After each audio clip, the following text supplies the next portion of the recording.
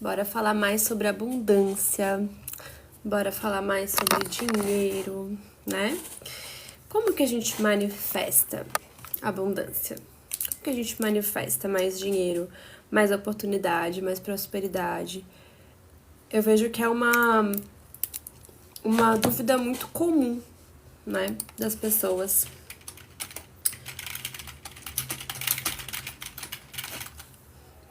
Uma dúvida muito pertinente, né? Como que a gente manifesta mais dinheiro, Angel? Ai, não aguento mais.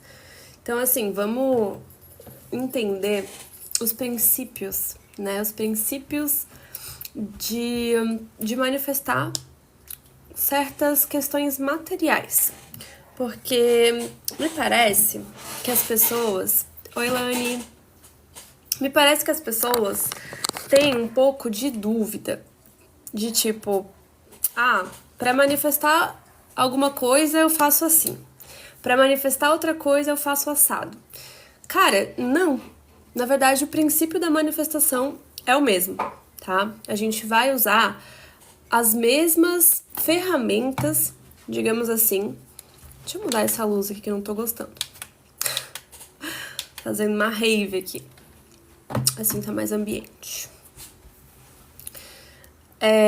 A gente vai usar o mesmo tipo de ferramenta para manifestar R$1, para manifestar R$1.000.000, para manifestar um relacionamento, para manifestar um trabalho, tá? Então parem de fazer essa diferenciação de como manifestar X ou Y, beleza? E aí, mandem essa live também pros amigos, pras amigas que querem saber sobre dinheiro, sobre como manifestar mais. Até hoje, até amanhã, na verdade, antes de a gente encerrar o segundo exercício do Desafio Diamante, ainda pode entrar alguém, tá? Então, quem quiser, né, quem quiser participar do desafio que eu lancei hoje, de 22 dias de abundância, para que você desprograme, né, e tire todas aquelas crenças limitantes sobre dinheiro, sobre abundância, sobre prosperidade e coloque novas crenças no lugar, você ainda pode entrar até 8 horas da manhã de amanhã, beleza? Como sentir que eu já tenho o meu desejo, se a minha realidade de agora é do seu contrário? Muito ótima pergunta, meu amor. Inclusive, eu falei sobre isso hoje. A gente precisa treinar, tá? Porque assim, ó, pensem, a gente tem a nossa realidade física, né? O que eu pego aqui, o que eu vejo aqui, o que eu consigo interagir, a minha realidade física. Mas existe, antes da física, existe a realidade interna. Existe o meu universo interno. E é a partir desse universo interno que eu vou transbordar, como se fosse uma expansão, né, para a realidade externa. Então, existe um tempo até o interno refletir no externo, tá? Então, é como se a minha vida, a minha realidade física fosse apenas um espelho.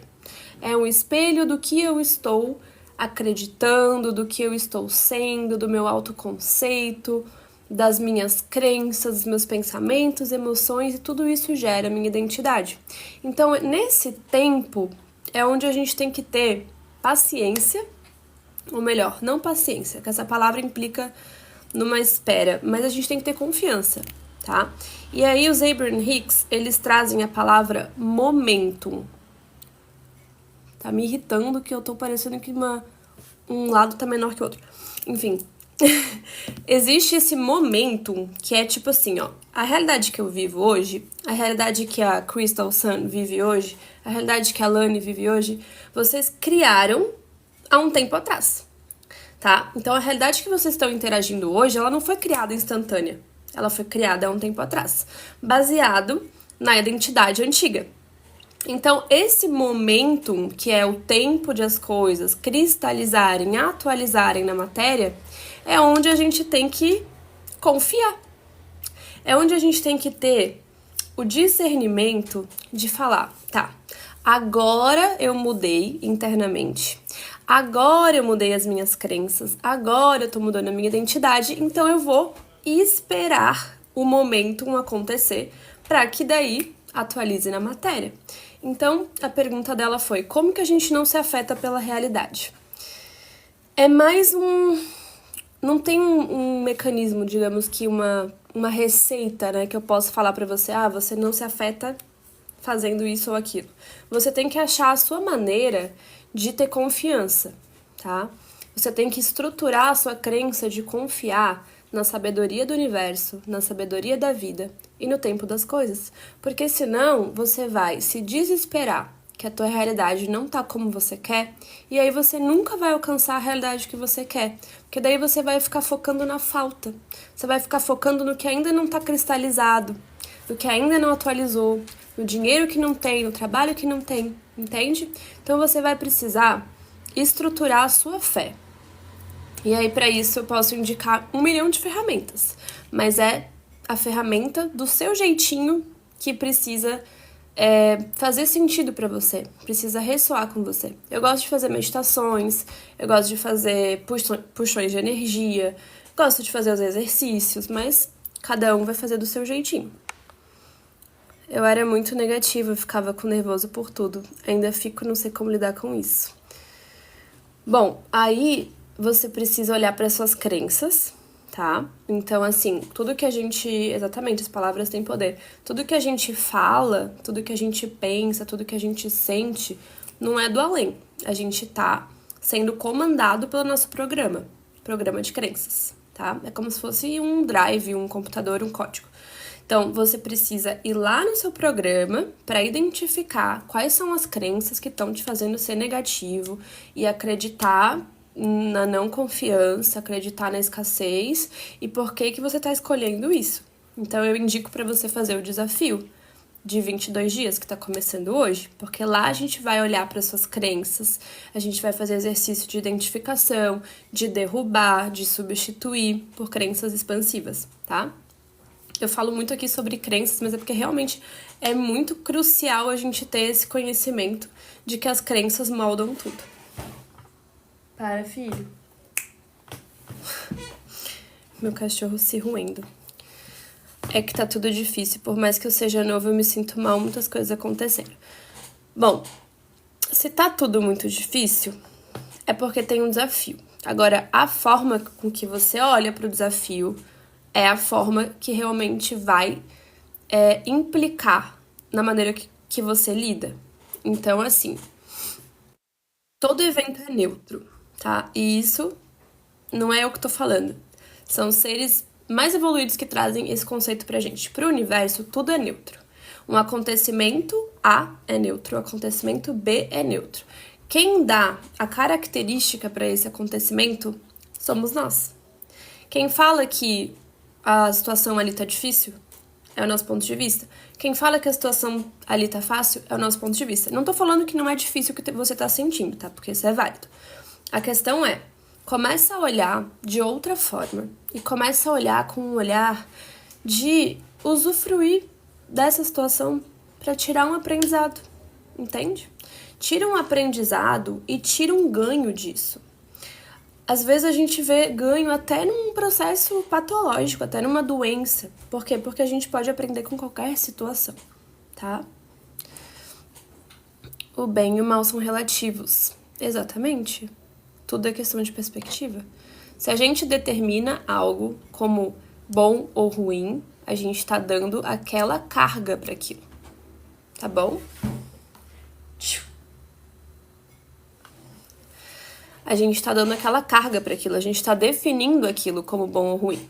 Então, por exemplo, eu conheço uma pessoa da minha faculdade, que teve um processo patológico, se eu não me engano, acho que era um câncer de colo de útero, e na época ela tava muito assim, meio louquinha, né, saindo pra várias festas e tal, e não tava cuidando da sua saúde, e aí esse processo patológico foi um chamado pra ela, né? Ela percebeu, eita, eu tô fazendo alguma coisa errada aqui, que eu tô doente, que eu preciso me cuidar mais. E aí ela começou a cuidar mais da alimentação, né? Ela começou a fazer esporte, ela parou de ir em festa, parou de usar substâncias. Então, assim, a doença em si, quando a gente olha para uma doença em si, a gente tende a qualificar ela como ruim, negativa. Mas o acontecimento, a história por trás ali, ela pode ser benéfica. A gente pode tirar um aprendizado disso. Exatamente, Andresa, você tá cuidando da sua saúde. Você tá doente porque você provavelmente tem alguma questão ali somática, né, emocional, até mesmo crença cristalizada que no corpo às vezes acontece como processo patológico, ou até mesmo uma questão sistêmica, né, que teria que olhar com a constelação. Mas nada é por acaso, gente, nada é por acaso. Então até uma doença ela pode ser positiva no sentido de mostrar pra gente processos inconscientes e fazer a gente mudar o que não tá legal, né? Fazer a gente mudar o nosso estilo de vida, fazer a gente mudar às vezes até terminar um relacionamento ou sair de uma cidade. Às vezes é o jeito que o universo achou pra dar um chacoalhão na gente e falar, ó, gata, desse jeito não tá legal, entende? Hemorragia há mais de uma semana. Você já foi no médico? O que te falaram? Tá com um diagnóstico, alguma coisa assim já? Tem que olhar para essas questões de todos os âmbitos, tanto físico, quanto emocional, quanto psicológico, porque nada é uma coisa só, né? Existem vários lados da mesma coisa, tá? O medo é o medo do desconhecido, exatamente. Como lidar com a questão do medo, medo de tudo, ter meio coração acelerado. Ontem eu fiz uma live com o Lucas Padilha, a gente falou bastante sobre o medo. O medo é como se fosse um mecanismo de defesa, né? Um mecanismo de proteção, que ele vem de um cérebro primitivo, né? Quando nossos ancestrais, né, eram homem das cavernas, né, e coletadores e tal, a gente tinha o mecanismo de luta ou fuga para que a gente se protegesse, para que a gente perpetuasse a nossa espécie. Só que, hoje em dia, no nosso meio social, a gente não tem tantas ameaças quanto a gente tinha naquela época, né? Um leão, um animal, né? Enfim. E a gente diminuiu um pouco essa questão do medo, só que a gente tem crenças enraizadas de ameaças que não são ameaças reais. A ansiedade, por exemplo, é um constante estado de luta ou fuga por nenhuma ameaça real. É como se a pessoa tivesse medo da vida. Então, para você entender, para você identificar suas crenças que estão sendo enraizadas no medo, você precisa fazer um processo terapêutico, tá? Você precisa olhar para essas crenças, ou melhor, né? Alguém de fora olhar para você, porque às vezes a gente fica no nosso ponto cego, né? A gente precisa de um mentor, um terapeuta, pra gente identificar qual que é o ganho por trás da crença, tá? E aí é onde a gente chega num ponto muito importante. Por quê? Porque a gente sempre tem um ganho oculto por trás de alguma crença. Mesmo que o ganho seja o que a Nicole falou aqui. O ganho seja eu ficar na zona conhecida. Por quê? Porque nosso mecanismo de sobrevivência, ele vai escolher permanecer no conhecido. Porque o desconhecido é a ameaça, né? Se eu sair da minha caverna, pode ter um bicho. Então, é esses mecanismos primitivos de impulsos primitivos que a gente tem que controlar, porque a gente não é mais primitivo. A gente tem um cérebro pensante e a gente pode escolher no que acreditar. Essa é a questão. A gente tem tanto potencial cerebral que a gente está jogando esse potencial fora, porque a gente está escolhendo ficar no medo, a gente está escolhendo ficar no confortável, no conhecido, a gente está escolhendo se sabotar, a gente está escolhendo a escassez, a gente não está permitindo com que o nosso potencial seja infinito e ilimitado como ele é. Vocês já viram o filme Lucy? Que eu vi esses dias de novo?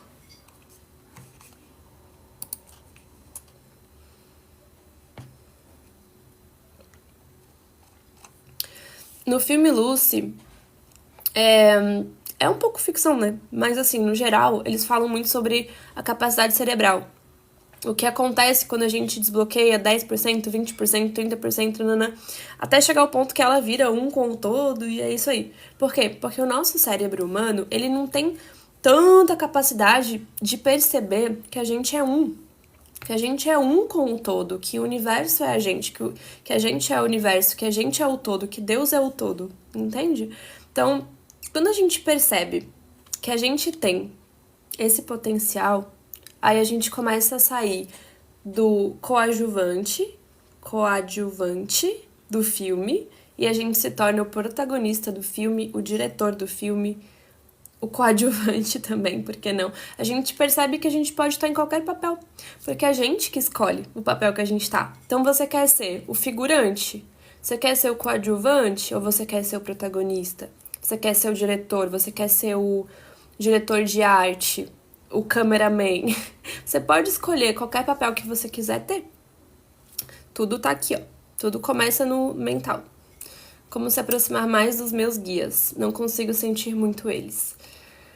Então, meu amor, isso já sai um pouco do tópico, né? Porque a gente tá falando aqui principalmente de abundância, como que a gente manifesta, tá? Então faz assim, ó, entra na Comu Alma, que tá no link da minha bio, e lá você joga esse tipo de pergunta que as meninas vão super te acolher, eu te respondo lá também, tá? Que lá a gente fala de mais coisas, não precisa pedir desculpas, tá tudo bem. Lá a gente fala de mais coisas, então acabando a live aqui, você entra no grupo, tá bom? E aí a gente te responde lá. Mas basicamente essa questão do medo é muito constante, né? Ah, eu tenho medo de, sei lá, manifestar porque eu tenho medo de fracassar. Ou eu tenho medo do que os meus pais vão achar de mim. Tenho medo do que os meus amigos vão achar de mim. Às vezes é até um medo que tu nem consegue colocar ele em palavras. É mais um sentimento. E aí quando tu vai investigar, quando tu vai pro autoconhecimento mesmo, e daí tu percebe, caramba, eu tenho medo de fracassar ou eu tenho medo até do sucesso. Existe uma crença muito comum de pessoas que têm medo do sucesso, porque sentem que o sucesso traz uma grande responsabilidade ou sentem que o sucesso pode ser ameaçador, né, no sentido de ter pessoas que podem ali te atrapalhar, te sabotar, ou medo até mesmo de perder o amor dos pais. Então a gente precisa, tá? Principalmente quem é mais novinho, assim, que já tá, né? Pra que comece a vida adulta de uma forma mais expansiva. A gente precisa olhar para essas crenças, a gente precisa fazer processo terapêutico. Medo de tudo. O medo, ele te serve até um ponto. O medo, ele te protege até um ponto.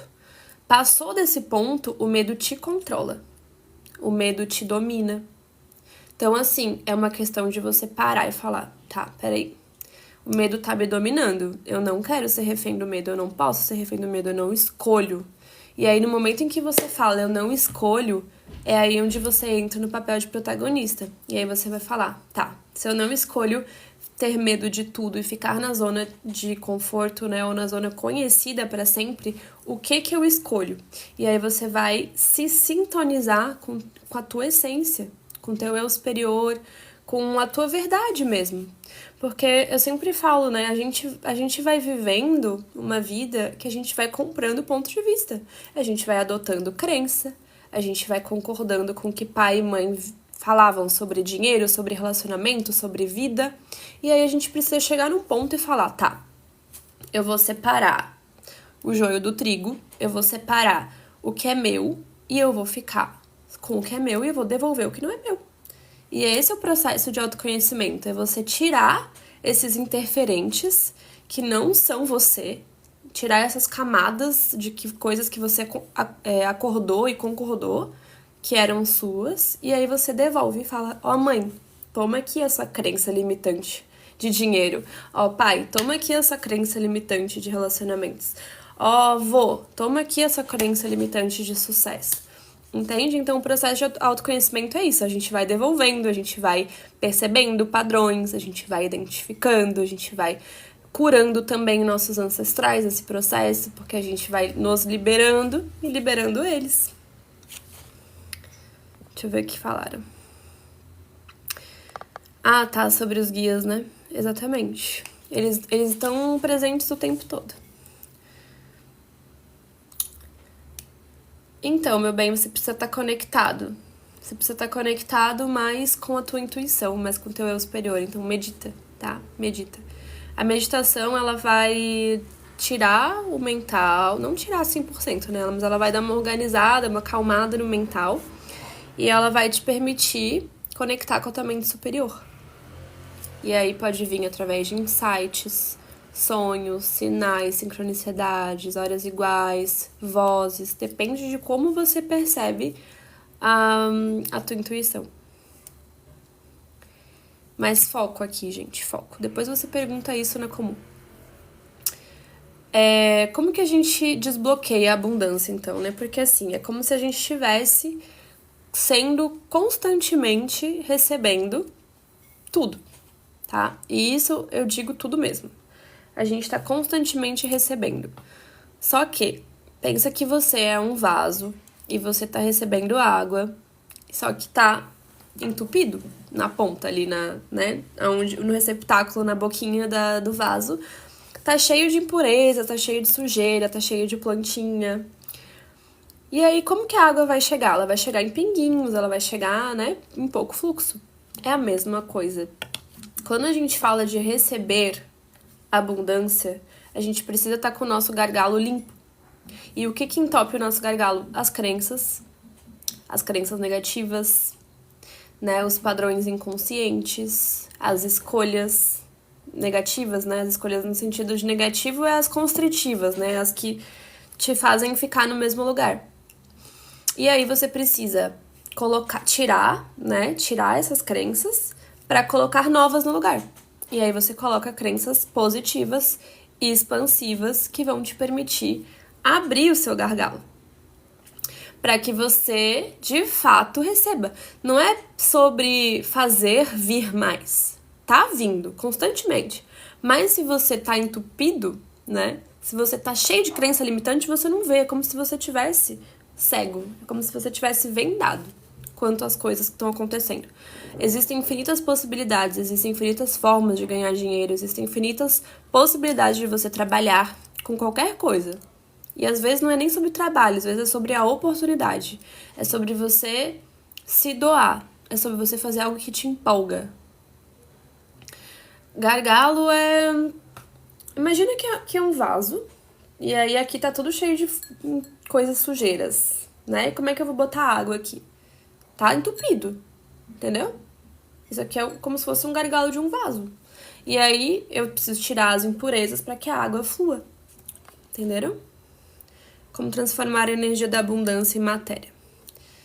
Então, a abundância não é uma energia, tá? Dinheiro é uma energia. A abundância é sobre você ter o que você precisa na hora que você precisa. A abundância pode vir de diversas formas. Pode vir através do dinheiro, pode vir através de presentes, pode vir através de trocas, de sincronicidades. E mais umas duas que eu não me lembro agora, mas depois eu vou fazer um vídeo sobre, porque baixar traz. A questão é, abundância, vocês pensam, né? E eu sei porque eu também pensava assim. Pensam em termos de dinheiro, em termos de coisas materiais. Às vezes não. Às vezes um abraço você tá em abundância, porque você tava precisando de um abraço. Às vezes uma palavra é uma forma de abundância, porque você tava precisando daquela palavra. Às vezes um sinal, uma sincronicidade, um sonho, entende? Tudo é energia em movimento, tudo é uma fonte energética. Sim, tudo sim, mas pra gente não se confundir em termos de conceitos, entendeu? A abundância não é uma energia propriamente dita. A abundância é tudo que há quando a gente precisa daquilo. É como se fosse uma chave que entra só na tua fechadura. Entende? Na hora que você precisa dela. É como se fosse uma peça de um quebra-cabeça que encaixa só naquela pecinha sua, na hora que você precisa dela. Dinheiro é uma energia, para trazer a diferenciação. Dinheiro é uma energia materializada, cristalizada de recurso, né? A gente usa dinheiro para obter algo, um recurso. Para que tenha experiência sensorial. É uma energia cristalizada. A abundância não chega a ser uma energia, ela é um conjunto de várias energias. Entendeu? Todo mundo tem abundância. Exatamente. Nossa, perfeito, Nicole. Baixar sempre traz esse conceito, né? A gente sempre está em abundância. Só que às vezes a gente está abundante de falta. Abundante de escassez. Abundante de problemas. Abundante de crenças limitantes. Uma pessoa muito rica, ela terá crenças negativas com dinheiro, de escassez? Sim, às vezes as pessoas ricas... Essa pergunta é muito boa. Às vezes as pessoas ricas, elas têm crenças de escassez. Por quê? Porque dinheiro não é a única forma de abundância. Às vezes tem pessoas ricas que elas são escassas de amor, escassas de conexão emotiva, emocional, né? Às vezes as pessoas ricas, elas têm apego ao dinheiro num nível que o dinheiro vem e ele já sai. Ou melhor, o dinheiro vem e ele não sai. E aí ela fica guardando aquele dinheiro como se aquilo ali fosse honrar o dinheiro. E não é, porque a gente honra o dinheiro trocando ele, movimentando ele. A gente não honra guardando. Quando a gente fala em guardar, tô falando no extremo do guardar, tá? Tipo assim, guardar embaixo do colchão e esperar, sei lá, esperar morrer pra levar o dinheiro, tá? Não é sobre guardar e investir, não é sobre isso. Tudo é em equilíbrio, tá? Mas assim, a gente precisa honrar, tipo assim, o dinheiro chegou, gratidão, e aí quando você usa ele de novo, quando você investe, quando você paga alguém, você também agradece. Porque é uma energia que precisa estar em movimento. Mas se eles têm crenças negativas, como elas conseguiram atrair o dinheiro? É exatamente o que eu falei. O dinheiro não vem só de uma forma. E a abundância não vem só de uma forma. Quer dizer, quando elas têm crenças negativas quanto ao dinheiro, boa noite. Quando elas têm crenças negativas quanto ao dinheiro, elas podem estar fazendo dinheiro, mas elas não se sentem abundantes. Por quê? Dinheiro não é a única forma de abundância. Elas podem estar fazendo dinheiro e se sentirem pobres, e se sentirem escassas, e sentirem que elas vão perder aquele dinheiro a qualquer momento, ou que o dinheiro é negativo. Às vezes as pessoas têm dinheiro, mas se sentem cobiçadas, se sentem invejadas. Isso é viver em abundância pra você? Se sentir em constante agonia e desconforto porque tem dinheiro? Pra mim, isso não é abundância. Vocês precisam parar de atrelar dinheiro com abundância. Se estar em abundante, eu posso não ter R$1 no bolso. E eu posso estar no meio da natureza e me sentir abundante, me sentir conectada, me sentir em paz, me sentir plena, me sentir... Cara, já passei por isso várias vezes, tá? Hoje em dia, graças a Deus, eu me sinto abundante com dinheiro no bolso. Mas eu já me senti assim, ó, não tinha R$1, cara. R$1 no bolso, assim, sabe aquele R$1 esquecido na mochila? Não tinha, mas estava me sentindo abundante, porque não me faltou nada. Quando a gente fala, tipo assim, não tenho dinheiro pra comprar comida e tal, são casos super extremos, eu entendo. A questão é, às vezes você recebe comida sem precisar comprar por ela. Ou às vezes você recebe o que você precisaria comprar, você não precisa comprar porque você ganhou. Então, assim, abram a mente e aí percebam que não é a única forma de obter as coisas, né? Os recursos, não é a única forma através do dinheiro. Tá bom? Deixa eu ler aqui. Minha mãe é muito mão de vaca, mas sempre está com dinheiro. Existem infinitas crenças sobre dinheiro, não tem só uma crença, é como se fosse uma caixinha de crença. Então ela pode ter crenças positivas sobre receber e crenças negativas sobre gastar. Teria que avaliar, não dá pra fazer uma análise aqui só pelo contexto. Não faz sentido porque ele tem energia de prender dinheiro, porém sempre atrai dinheiro. Teria que investigar. Minha filha, quando ganha R$5, ela fala, sou a pessoa mais rica do mundo. Ai, que fofo. Que fofo, crianças, né? São tão puras. No caso, estamos falando de abundância do dinheiro, abundância no quesito financeiro. Então abundância no quesito financeiro é abundância financeira. Mas mesmo assim, a pessoa, ela pode ter dinheiro e não se sentir abundante financeiramente. Quantas pessoas ricas vocês conhecem que são pobres de espírito? Eu conheço algumas. Eu tenho um tio, eu já falei dele aqui. Sempre trago ele de exemplo. Eu tenho um tio que ele é fiscal da Fazenda Federal, ganha muita grana. É a pessoa mais escassa que eu já vi na vida. Ele mora numa casa, assim, meia boca, que ele construiu no terreno da minha mãe. Tipo assim, é o terreno dele também, né? Mas assim, ele nem comprou o terreno dele. construiu uma casa meia boca que ele mesmo fez. Come... Sabe, ele não vai num restaurante chique usufruir daquele dinheiro. Ele mal e mal viaja, porque ele tem medo de avião. Ele, sabe, tá vivendo como uma pessoa pobre. E não é porque ele não tem dinheiro. Porque ele teve, em algum momento ali, ele criou uma realidade de receber dinheiro, mas não de ser abundante. Essa é a diferença. Entendeu? Ter dinheiro não é ser abundante. E ser abundante não é ter dinheiro. Eu tenho um tio muito rico que sempre vive na pobreza porque não quer gastar com nada. Exatamente. Exatamente. E aí a gente precisa também parar de santificar, né, o dinheiro dessa forma, né? Tipo, ai meu Deus, quando eu tiver R$1 milhão na minha conta, tudo estará resolvido. Quem nunca falou isso ou nunca pensou isso, por favor, escreva aí. Porque quando a gente entra nessa ilusão de que dinheiro resolve tudo, a gente tá numa escassez do cacete, tá? A gente tá vivendo uma escassez do cacete, porque assim, ó, quantas áreas da vida tem?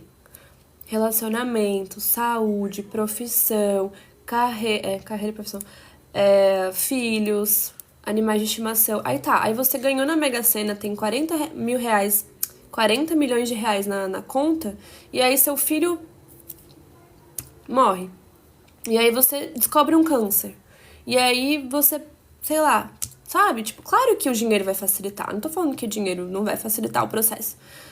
Mas, gente, dores emocionais acontecem independente de dinheiro, entende? Então, quando a gente fica nessa de, dinheiro vai resolver tudo, dinheiro vai resolver tudo, a gente só vai criar mais essa falta, dessa desconexão, desse limbo,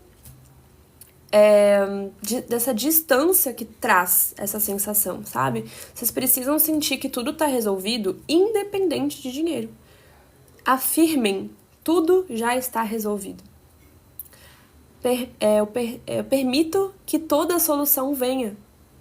Eu permito que a solução venha de infinitas formas. Às vezes a solução não tem nada a ver com dinheiro. Às vezes a solução tem a ver com, sei lá, tua mãe te dá uma casa. Não tem o dinheiro físico ali. Tem a ver com a casa em si. E outro ponto, né? Muitas vezes quando a gente quer alguma coisa, a gente não quer a coisa. Ou melhor, a gente não quer o dinheiro pra coisa, a gente quer a coisa. Quando a gente quer dinheiro, a gente quer dinheiro pra comprar algo, né? Dinheiro por si só não adianta nada. Dinheiro parado na conta. O que ele compra? Deixa eu ver aqui. Pra cada 10 na prova, ela ganha R$20 da mãe. Eu falo pra ela pegar R$10 e investir. Perfeito. Já ensinando a pequenininha desde pequena. Pequenininha desde pequena é bom. Ensinando a pequena desde cedo a investir. Perfeito. Essa aí vai ser uma grande investidora no futuro. Até é importante falar sobre isso, né? Porque a gente não tende a ensinar as crianças a lidarem com dinheiro. Eu, particularmente, não aprendi. Só fui aprender depois que eu namorei uma pessoa que sabia cuidar do dinheiro, investir e tal. Fui aprender com ele, porque a minha mãe... Até hoje a minha mãe gasta que nem criança, assim. Não guarda, faz empréstimo, gasta loucamente, sem projeção nenhuma. Mas tudo bem, processo dela. Mais alguma dúvida, amores?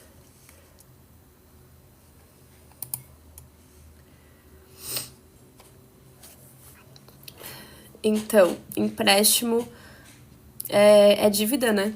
E aí toda dívida também cria-se uma dependência emocional da dívida. É muito comum esse padrão com as pessoas que têm dívidas, elas se sentem dependentes daquela dívida. Acontece tanto assim de a pessoa ter a dívida, aí ela vai lá, ela consegue pagar a dívida e ela faz outra. Porque é como se ela não se reconhecesse sem a dívida, ela faz parte da identidade dela. Ela sente que tem algo errado quando ela não tá em dívida. Minha mãe é assim. Tem pavor de quem pede dinheiro emprestado. Alexandre, importante isso que você falou, hein? reserva de emergência é algo que eu não gosto de usar o termo, porque você antecipa uma emergência. Você pode ter a reserva de emergência, mas dar outro nome para ela. Você pode dar, sei lá, um fundo, você pode fazer uma caixinha, você pode dar qualquer nome que você quiser. Mas só o fato de você definir como reserva de emergência é como se você estivesse esperando uma emergência acontecer. E vai acontecer. Se você tem uma reserva de emergência, você sempre vai ter uma emergência para usar a sua reserva. Pode ter certeza. Eu já vi muito isso acontecendo. Ai, eu tinha uma reserva de emergência lá e aí meu carro pifou, minha casa queimou e não sei o quê. Sim, você tava guardando um dinheiro pra emergência, né? Você queria o quê? Cofre. Exatamente, pode dar qualquer nome. Assim, claro, a gente, no fundo, a gente não quer usar o dinheiro que tá ali. Mas se a gente tá definindo um rumo pra ele, ele vai ter esse rumo. Reserva de oportunidade, sim. Você pode definir qualquer nome, você pode chamar de Maria. Você pode dar um nome bonitinho, assim, mas o emergência traz a energia da emergência. Reserva de liberdade, gostei. Muito bom. Gente, alguma dúvida a mais?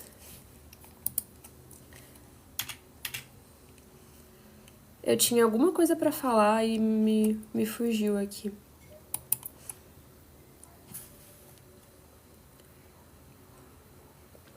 Oportunidade pode ser oportunidade ruim. É que oportunidade traz uma conotação positiva, né? Então, gente, lembrei que eu ia falar. Pode mandar se eu não sentir energia de responder, eu não respondo. Eu fiz um esquema que eu tô pra fazer um vídeo falando, né, mostrando o esqueminha, mas eu vou falar aqui pra vocês, tô sentindo de falar. Eu fiz um esquema que traz a relação dos elementos elementos água, terra, fogo e ar, com a manifestação. Então, basicamente, a gente começa com o fogo, tá? O fogo, ele é uma energia de impulso, né? Um ímpeto, uma energia forte, uma energia que vai pra frente. E aí a gente tem, né, o primeiro passo, deixa eu ver. Ah, sim, responde sim. Responde sobre os outros sim. É a mesma coisa que um pêndulo, né? É a mesma coisa que eu perguntar pro pêndulo se o fulano gosta de abacate ou não. Ele vai responder o que tá no campo. E aí eu posso responder através de mim, né?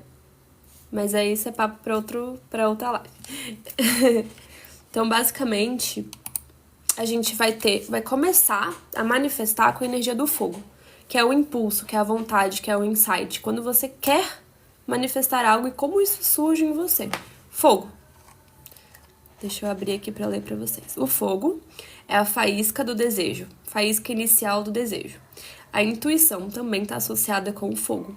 E a transformação simboliza a transformação interna para que haja a manifestação. 2. Depois do fogo vai para o ar. No ar, a gente está olhando para os pensamentos. E aí a gente pode englobar aqui as crenças com os pensamentos, tá? Então, o ar representa a mente, as crenças que são a base da manifestação consciente. O meu é o elemento fogo, o meu é água. Pensamentos são impulsos elétricos de informação que nascem das crenças. Então, lembrem-se, a crença é a mãe do pensamento e a crença é a mãe da emoção. O pensamento é irmão da emoção. O comportamento é a brincadeira dos dois.